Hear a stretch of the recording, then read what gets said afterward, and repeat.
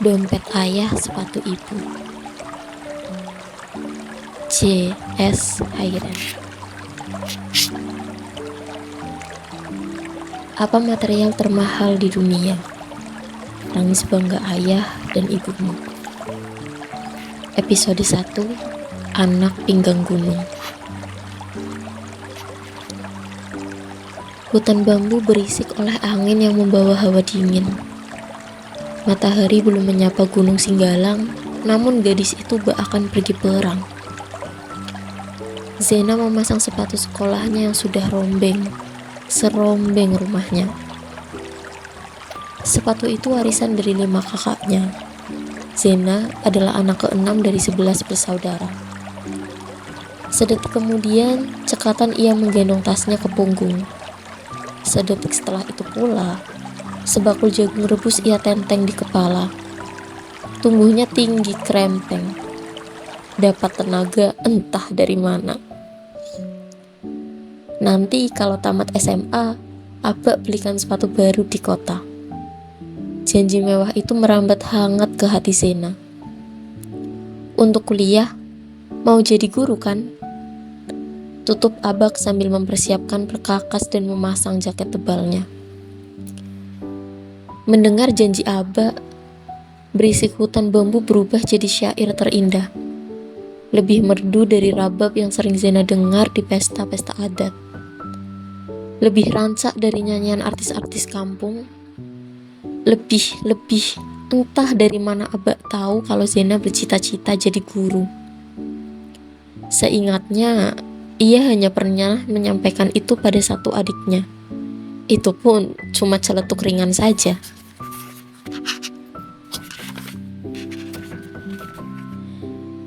Baca bismillah, kata Abak melepas Zena. Zena mencium tangan Abak. Tangan itu kasar karena bekerja menjadi kuli pengrajin emas. Mesin cacah, api panas, gerinda besi, palu, dan bongkah emas adalah kawan akrab Abak. Bayarannya pas-pasan untuk menghidupi keluarga dengan 11 anak. Seringnya tak cukup. Namun saat harga emas menggila, kadang Abak dapat bonus. Gadis berwajah tegas dan berambut gelombang itu pergi. Ia membelah hutan yang dingin dan angkuh tanpa jaket. Sesekali Zena berhenti di pinggir desa. 1-2 supir angkutan sayur ingin membeli jagung rebusnya untuk sarapan. 1 jam lebih berjalan cepat turun gunung. Ia sampai di gerbang sekolah. Jagung rebusnya sudah terjual setengah. Uangnya nanti tambah-tambah beli beras, telur, dan garam. Kalau sedang agak banyak uang, mereka bisa makan ikan atau ayam. Itu pun sepotong harus dibagi-bagi untuk tiap 2-3 anak. Di gerbang sekolah, di lorong, anak-anak lain sibuk mengulang pelajaran atau berjanji untuk berbagi contekan. Zena tidak. Ia menjajakan jagungnya. Tangannya menari mengimbau teman-teman yang tampangnya tampak kelaparan. Zena pandai beradu mata dengan mereka, mengangkat alis dan tersenyum. Semua ia lakukan dengan 1 detik, dan orang yang menatapnya langsung jatuh hati ingin membeli jagung Zena. Tepat saat lonceng berbunyi, saat itu juga jagungnya tersisa 1. Itulah yang kemudian ia makan untuk sarapan. Saku seragam kawan-kawannya penuh oleh pensil, penghapus, dan alat sekolah lainnya. Sementara saku Zena penuh uang receh. Pengawas membagikan kertas. Ujian pun dimulai. Konsentrasi Zena lebih tinggi dari hutan bambu yang tadi melepas kepergiannya. Saat teman-temannya baru selesai menjawab setengah pertanyaan, Zena sudah hampir selesai semuanya. Di saat hampir selesai itu, ia menatap ke jendela, dan seketika pensilnya jatuh. Hari yang ranum ini seketika hancur lebur. Di jendela, berdiri kepala sekolah dan seorang yang sangat ia kenal, kakak laki-lakinya yang paling tua. Mata orang itu nanar, berkecamuk badai. Zena belum tahu apa yang terjadi, tapi ia sudah terisak duluan. Kepala sekolah mendekat ke mejanya dan berbisik.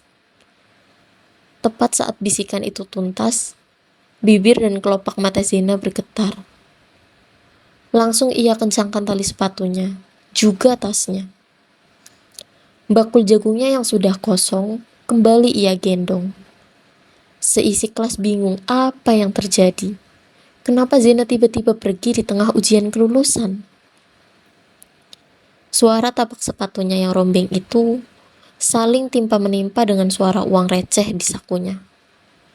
Hanya ada satu suara yang tak terdengar. Suara tangis histeris Zena.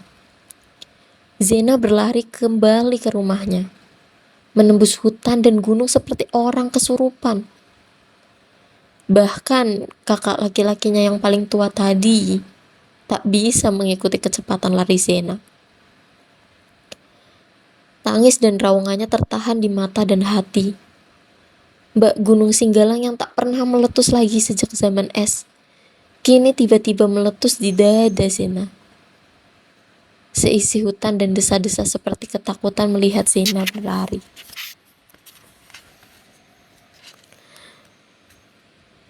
Nanti kalau tamat SMA, Aba belikan sepatu baru di kota. Uang kuliah, mau jadi guru kan? Janji yang ternyata takkan pernah terpenuhi selamanya. Sepatu rombeng milik Zena tadi berhenti di lereng terakhir, sebelum rumahnya. Sudah tampak orang ramai, mengenakan kain, sarung, dan peci. Juga telengkung atau kerudung. Orang-orang itu mengaji. Seperti mengaji melayat orang meninggal dunia. Di antara lantunan mengaji itu, terselip suara tangis rintik-rintik. Suara-suara yang Zena sangat kenal. 5 adik-adiknya.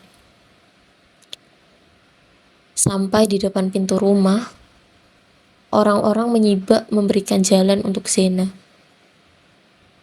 Di pinggir-pinggir, semua kakak dan adiknya tengah menangis, meraung. Di tengah sana, tubuh Aba sudah diselimuti kain panjang. Uma juga meraung-raung memeluk Aba, raungan paling keras. Zena berjalan pelan, mendekati tubuh itu. Pagi ini hidup Zena runtuh, seruntuh-runtuhnya. Masih ia simpan tangisnya.